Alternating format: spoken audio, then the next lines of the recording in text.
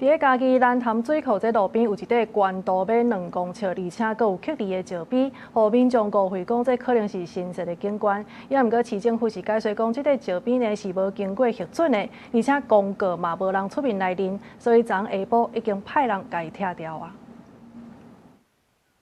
一個懸要2公尺，頂面閣有寫字的石碑，插佇咧蘭潭水庫寬塘公路路邊轉彎的所在。一寡佇遮運動的民眾毋知影，閣以為是市政府來拆的，要提醒大家愛注意交通。嘉義市政府澄清，經過確認，這個石碑無經過申請，所以有打公告限期認領依圖。蘭潭景區是開放空間，那當然是不允許民眾設立私人的物品。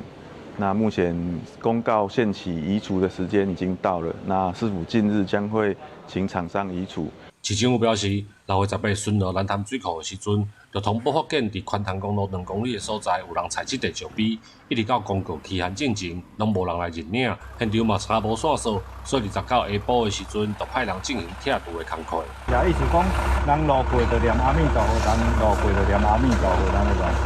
那個大概2立方，就大概4噸。